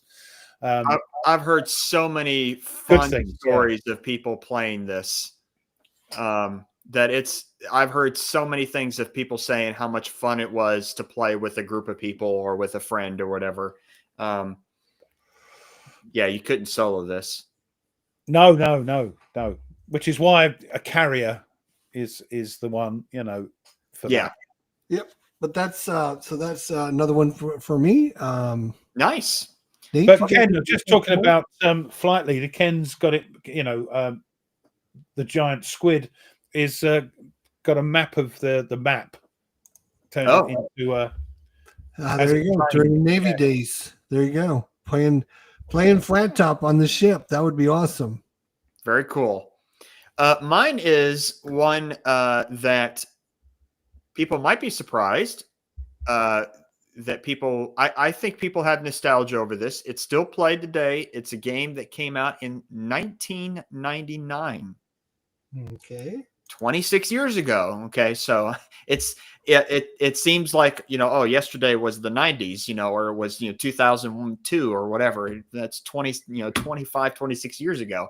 And it is a game that I know that Gesture will definitely be nostalgic over.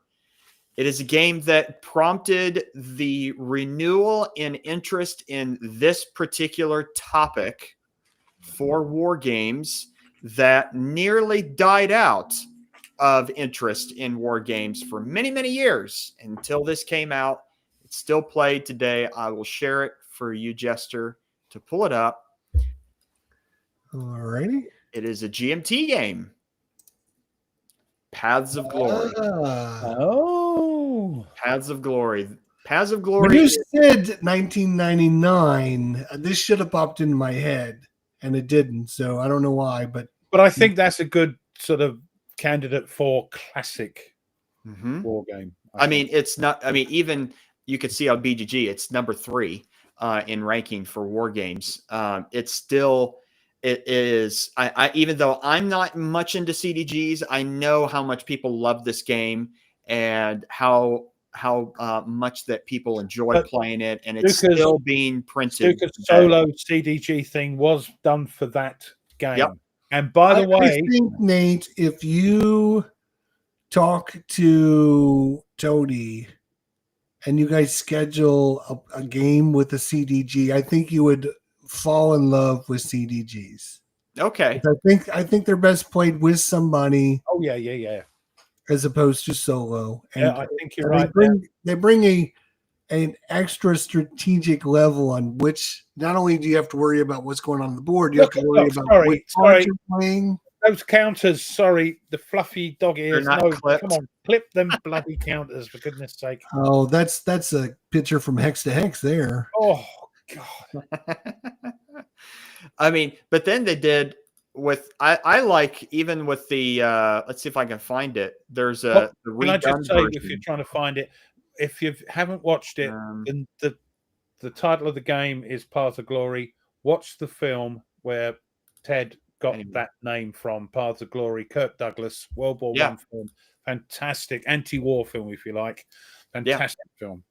I mean, this game is the reason why World War I came. Oh, back. Right, okay. I have heard that. Sorry, just heard that you had a ref. Okay, sorry, Nate. Sorry. Yeah, Paths of Glory is the reason why World War I came back into existence in war games. I mean, like Guns of August and I think 1914 Avalon Hill kind of ruined it. It was just boring. And Paths of Glory came out and it was immensely interesting. Jester, I know how much you love this game. Yeah, that would have been. Yes, I love. Yes, I shouldn't have opened the box, and I would have just been like, "Oh, this is a beauty." Yeah. It's Schrodinger's a counters. great game. The only thing wrong with it is time. You know, it's a longer game. It's not something to sit down and play pretty quick.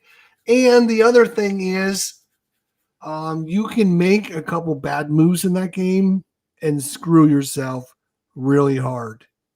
If you're playing against a really good player, like there's I don't know if you know this, but there's like a 40-page player's guide. How to yes. You can get that guide. It teaches you so much stuff.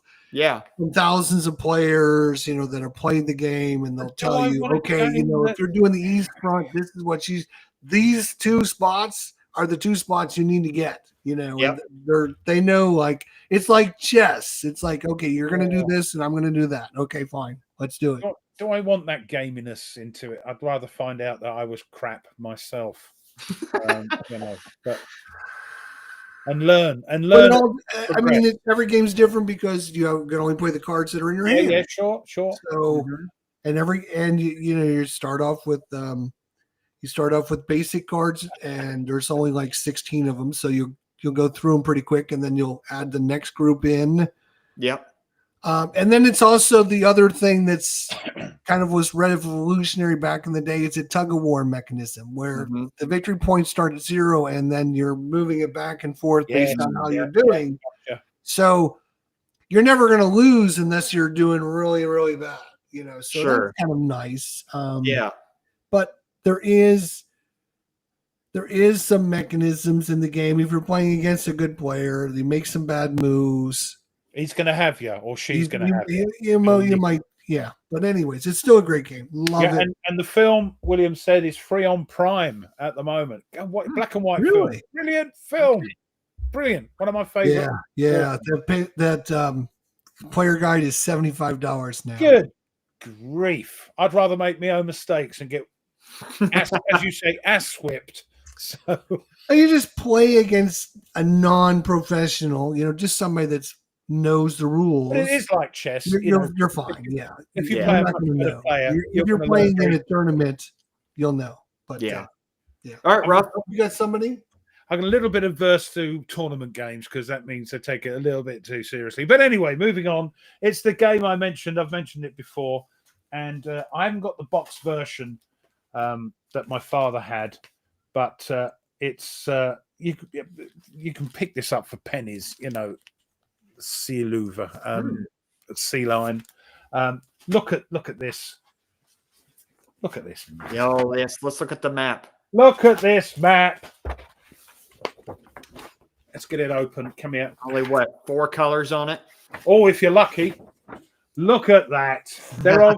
But I find that very warm and fluffy. Because, sure. But there are different versions of this map, depending if it was the British printing or the US printing. It depends, what you have on the map. It's, as I say, not a particularly fantastic game. It will never be a classic, but in my mind, it will always have a special place. Very nostalgic. So I remember my dad bringing the box home. The box was silver with one of those Swazzly Slidly Suzus on it as well. So fantastic. This is pennies, and I got the counters there, and you can pick this up for a few. Is that the one I made the counter for? No. This was unpunched. Got an unpunched copy. But yeah, that's it's not the best game in the world. It's good. It's fun to play, especially if you're a Brit trying to keep those nasty Germans away from the blessed shores of Old Blighty. But in general speak, it's never going to be a classic. But for me, I'll get it out every so often. Misses. Very nostalgic. Yeah. Jester, what's your next one? The UK version added. Sorry, the UK version added brighter colours. Yeah, it was slightly different. Here's what I will say about my next one. I'm going to since we only have 5 minutes left, I'm going to defer to either one of you guys. If you got one you want to talk about, because I don't really have any more that I want to talk about, and I know we're running out of time. So sure. So I'll share one that I have heard many people compare as one of their favorite, Hexy's favorite topic. Might as well talk about naval games, and we're going to become a naval show. That's it. And I've heard many people say they love wooden ships and Iron Men. That's a great choice. And people swap out the counters for minis, and it looks neat. And this is different in Flying Colors. Flying Colors is more of a fleet action. Yeah. And this is more of, much more better with single ship action. Ship on ship. Yeah. But people, I've heard so many good things about this game and how much people love it. And I could see why. I've watched videos on it, and it looks really, really interesting. So I think this is an excellent choice for a game that people have nostalgia over. Sorry, Hexy. Yeah, it's a great looking game. It plays really good, and you're right. A lot of people, you can see it playing in conventions, and people still play it. So, yep. And Hex the Hex is like, no.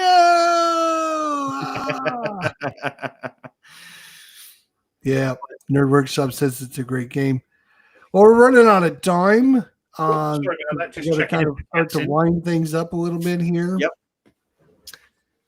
2 Ruff, hours went you by got one more, really Ruff? fast. Yeah, well, the other one I've mentioned before, it's a game that's far too expensive to buy, so I had to make my own version of it, and I got the map printed from PDFs and things from BGG, and all the counters printed. And this isn't. This is one version of the map. Oh,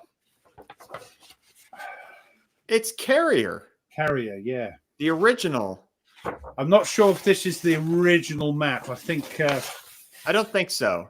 the original map was slightly different looking, but I think this is one of the how do you call it? One of the iterations.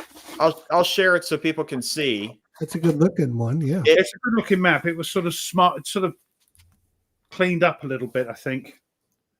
Yeah, like for instance, here's the original. Yeah. I tell you what though, talk about that is a great cover. It is. It is. That is a great cover, and I would tend to disagree with you on that. I am not impressed with that cover at all. Interesting. Interesting. Okay. It is iconic rather than maybe. I think it's an instantly. If you're of a certain age, it's instantly recognizable. Sure. Just like Panzerleader and the other one, instantly recognizable. Might not be, in your opinion, the best cover in the world, but yeah, instantly recognizable for people of a certain age. Yep, for sure. It's all, I mean, it's all we could what say. we ought to try. Maybe we'll do it in a couple of weeks when it's my go. Is what I will do is have a box cover without the name on it, just like screenshot part of the box cover and see if we can name that box or name that game by the box cover. That'll be a good fun. That would be fun. That'd be a good go. Yeah, that would be fun. Yeah. Well, yeah. As I think we only got 2.5 minutes left, so we're gonna wrap up here. It's been a fun show. 2 hours went by really fast, and so gentlemen, what's up with you this upcoming week? Yes, somebody did. Tim did. Keep up, Hex. Ruff, what's going on your channel this week? Well, I'm finishing off these unboxings of these Napoleonic games, and then hopefully getting on to the final part of In the Shadows playthrough.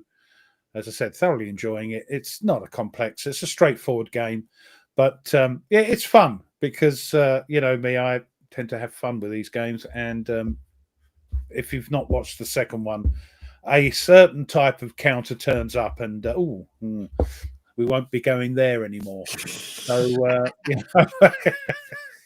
But yeah, that'll be, and I think maybe might be something happening Friday with Tony. We'll see. Okay, Jester, what's up with you this upcoming week? Probably a lot of the same stuff. I'm really enjoying my time with Warframe, having a good time playing it. It is a time sink. It takes a lot of time. And a lot of time. I was playing it for like 8 hours this morning, so I'll be playing it tonight for another 8 hours. So it is a time sink. And I here's the thing: I can play for 8 hours and feel like I got like one thing done that I needed to do. It's like, where did 8 hours go? And I got like one thing done. What the hell? But I am starting my own clan. I'm building I've started my own clan. It's called Jester's Gang. And I've got my own spaceship with all my different. I'm now building the rooms, and inside the rooms, you got to build all the objects that your clan mates can get. So I'm getting a lot of things done eventually. So it's all cool. Okay, it's a big time sink. What about you, Nate? What do you got going? Yeah, I'm still going to be playing campaigns in Europe, the Italian campaign, get through that, and then whenever D-Day happens, then all of a sudden the whole Western Front opens up. So yeah, just keep. And that's with Tony. Are you guys doing that on his channel? Yes, my understanding, if I'm correct in it, is that tomorrow at 2:00 in the afternoon, that Tony and I on Tony's channel, Eastern, yeah. Correct. 2:00 Eastern Standard Time. 7 p.m. in proper time over here. I'm just trying to get you some I'll let views. you Also, don't you have an announcement for next week, Nate? I do. Well, I guess I'm unfortunately will not be here next week. I will be spending time with family before the school year starts, and things get busy around here, busier than they already are. Yeah, so 2:00 Eastern time on Tony's channel, we'll be keep playing. The lamps are going out, and we'll see how that goes. But for now, we want to thank everyone for coming out, and we hope you enjoyed the show. And thank you for participating and chatting. Don't forget to like the video, and as well as subscribe. Subscribe to Jester's channel. He needs all the help he can get. We can. Yes. So we. Oh, Hexy's doing some. That's it. The only reason he comes on is to advertise his own bloody stuff. He's advertising his own stuff. Look at him. Have a good one. There's some publishing rights on this. Give him all that. Start charging for these adverts. I tell you. Right. No, have a good one, Hexy. Yeah, Nice. Absolutely. But we will catch everyone later, and we will see you again on another episode of The War Room Next week on Rough channel. It's gonna be.